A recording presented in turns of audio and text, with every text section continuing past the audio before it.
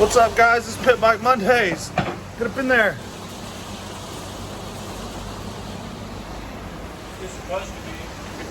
So today's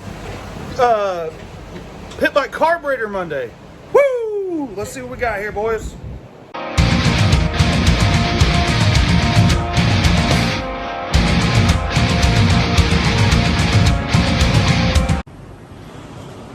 Alrighty then. We've got some new ones and some old ones. Some people like these nibbies. This one isn't for a pit bike, but this is exactly what you would get. It's just a little larger. It's definitely PZ20. Good one to have on board. PZ27. Another pit bike carburetor good to have on board. That's another 27. It's in a 26. This is a much bigger carb in here. I'm going to collect a few more carbs out of here. Different styles, different ones. Show you the insides and outs of them. Show you some dirty ones. Maybe learn you something. This is a long time coming. That was my jet kit. That was my China jet kit. Now I can pee better. Well, your poo's going to be red. So. Your poo's not red? Oh, your poo's already red? Don't worry about it then. Forget I said, dude, totally forget I said anything. Let's not even talk about it this time. I don't even know. I don't know what's going on. It sounds like you're doing good. Nobody else puts Kool-Aid? Kool-Aid. Kool-Aid! So, got in a couple boxes here. We have 5 basic pit bike carburetors. Lots of them you see just bolt on. This is for XR50 or Z50. Tiny little carb. I think that might be 19 millimeter or something like that. This is a PZ20. Gold choke, they call it. Cool. So there's a difference between it and these, and I'll show you. This is like an ATC 70 size carb. A little bit bigger. That might be a 20 as well. Or 21 or 22, I don't know. This is a PZ27. All of these carbs you can find on Amazon. So that's usually where I get them. They're the cheapest. This is a nibby.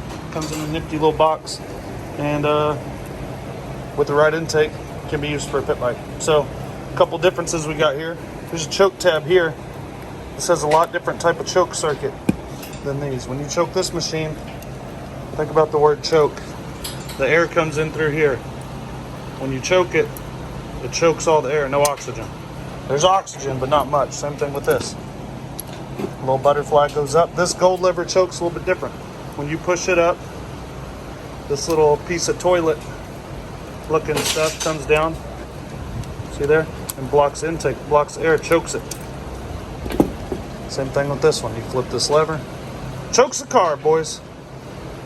So lots of times when you're tuning a carburetor, if you don't know what you're looking at or if you're trying to figure out what's wrong with the carburetor, see if the choke helps or doesn't. On the intake side of all these carburetors, you see these passages here. Now, people take off the bowl and clean all inside of there, take out the jets and clean them. If you don't clean these passages out, your jets ain't going to work. So I'll get you into some stuff you're going to need to clean some carbs, and then I'm going to show you some filthy, nasty ones. So, some tools that you'll need to do a carburetor. Definitely set a needle nose. You're going to need a Phillips, whether you want to use a Phillips or a drill, that's up to you, and a good flathead screwdriver, minimum. Plus, compressed air, brake cleaner, or carburetor cleaner. It's really your choice. Some rags, make sure you get a clean workspace. These are new. You got your main jet in the middle. Lots of times they'll have a number on them to identify what jet is in there. That one does not. And then you have your idle jet off to the side, a smaller one. Your float needle. So the way that your carburetor works, imagine the bowl's on it. Right now it has no gas in it, so that floats at the bottom, and that needle would be allowing fuel through. Then as the fuel fills up, the float goes up, pushing the needle in and closing the valve, stopping the gas until it goes back down again and lets more fuel in. Then, as you open your throttle, there's a needle in this main jet. Check this out. You take the lid off here, there's going to be a spring. You got your slide and your needle. So this needle goes down in the throat of the carb into your main jet. And when they're talking about moving the needle, there's a clip there. You just take it out, pull the needle out, move the C-clip on the jet to make this shorter or longer, so it goes in further or not. To pull the bowl off, you just get these Phillips screws out. This one has 2. This PZ27 has 3. As you can see, it's the same thing. Main jet in the middle, idle jet off to the side. This air fuel screw right here, whereas it's on the side of this other carb. And this jet is linked to one of these. This jet is linked to one of these. So you want to make sure when you blow your starting fluid through that it comes, blow it into these or your carb spray through these and use compressed air. So now I'm going to put these back together. Same thing. Slide in the middle, spring with the needle. Same setup. Now when you put these slides back, check this out, because a lot of people have trouble with this. They'll say, oh, I start my bike and it's going half throttle or full throttle after you clean the carbs. See, this side is a guide. This side is for your idle screw. So when you go to put it on, as you can see, the idle screw is not on this side. It's on this side right there in the middle. So you're going to take this notch and it's going to face the idle screw side. Now, the one that is the keeper, there's a little notch in there on this far side, and this slides over it. If you put it in backwards, this is what you'll get. And then you put the top back on, and what do you have? Wide open daggone throttle, boys. So you want to take this, aim it to the side that has the guide, which is that little circle there, get it lined up, drop her in. And your needle's in the slide, and it's in right. You put your spring in and your top on. Don't forget it. I know it's Pitbike Monday, dudes, but get up in that 2-stroke Thursdays. Come on. And we got more coming. CR500 video coming pretty quick. Some more 400EX stuff. Shop's almost done, dudes.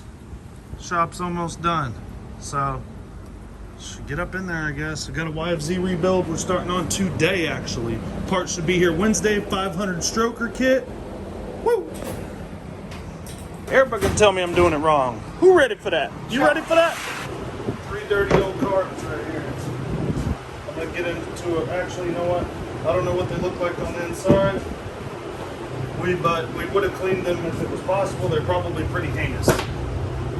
Gold choke liver carb. Already have one bowl nut out. That's really good. That means there's nothing in it. That's probably true. Also, by the way, guys, first step's cleaning the outside of your carburetor. You don't want to open it up until all this crap's clean. And this is your $17 Amazon I carb. think Blake rebuilt this carb. I think David got into this one. So this has already been taken apart. This jet is bent. That's why they're not doing it. But I tell you what, nothing sucks more than an opening a carb, seeing it clean, and not being able to understand why it's not running, not being able to see why it's not running. But all it takes is this jet, which is clogged, or this jet, which isn't clogged, to make it not run. Also, this piece here, and this little float needle, like to get crudded up, and then gas can't even get into your carb.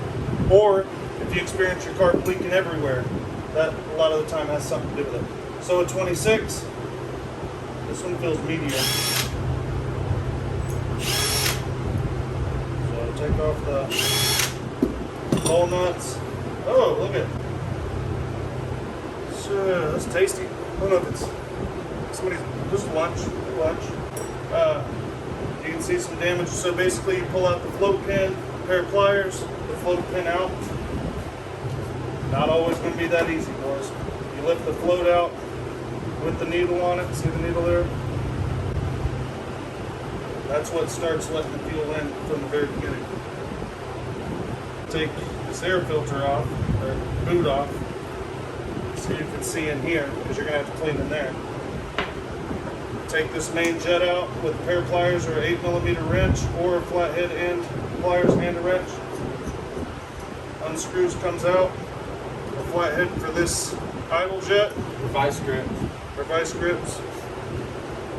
Vice grips. Vice grips. Grips. And that one's clogged. So, pretty much everything's out of the carb. This one has a little bit of a accelerator pump or something here. I'm not going to mess with that right now because most of your pit bikes are not going to have that. You're going to spray through here and it's hopefully going to come out here and here. Take this, put it in here. It came right back at me. That's clogged up. Let's try this one. Dang it. Oh, there we go. So the main one's not that bad. You can go in this way and try and get it to come out the side too. So you're going to soak this with this stuff. Same thing with your bowl. You're going to take your jets, blow it through your jet, plug it so that all the passages get clear, and then you're going to take an air compressor and some compressed air, blow through it, repeat like however many times are necessary until you feel that it's clean. Same thing with the idle jet. So hopefully that's focusing. If not, oh well. When you're done, put it back together. That's pretty much it. Clean up the slide, it's not in here. Clean it up a little bit, clean up the needle. Seal her back up, and it's a day. And then you should have a pit bike that's running good, boys. Also, if you're going to be cleaning carbs, have your pair of gloves, because no telling what this stuff will do to you over 10 years, 20 years, 30 years. And if you're going to be cleaning carbs and you want to, you know, if you want it to do the work for you, hop on there and get you one of them. 10-liter ultrasonic cleaner. Trying to put Blake out of business. Yeah, that's like, might as well be one of those daggum. Yeah, how many of these cords I've So Blake, whenever we do it, he puts the wrong shit in there with a little spray paint and stuff, and he's like, oh And my I'm like, God. no, This foreigner messed up everything. And then I'm like, all right, now wait. I'm going to do it better. First, I'm going to take these plastics off. So you're using the David method. Smart. I Well, haven't tried it yet. yeah. So And you never really get all the way to the carb that way. Well, what happens is you get it all apart, and then you got to go. You're like, well, all right, that about wraps it up. Well, damn, all right. Man, I guess I got why- something to do tomorrow. I don't know why you got me do this outside, because now it's just going to be sitting in the open weather. Oh, I know. What the hell? So, guys, carbs are easy. I've probably been through, I don't know, 500 of them or so. That box is full of carbs. I have 2 boxes up there full of old carburetors. It says Banshee, but it's a decoy. I want them to go straight for the old carbs. Yeah. They're like, oh shit, there's a whole Banshee in there. Yeah, they look, and then look. I'll show y'all what it is. Carbs. Whole lot. Whole lot of carbs. We can find whatever we need out of there. So, dudes, Pit Bike Monday, we appreciate it. Did nothing. We couldn't really ride. It was raining. So, try to give you guys a little educational video on these carburetors. I can do some donuts on the XR. Maybe we'll the drop shop? in. Yeah. Maybe we'll. Before it sells? Before pull the guy gets here.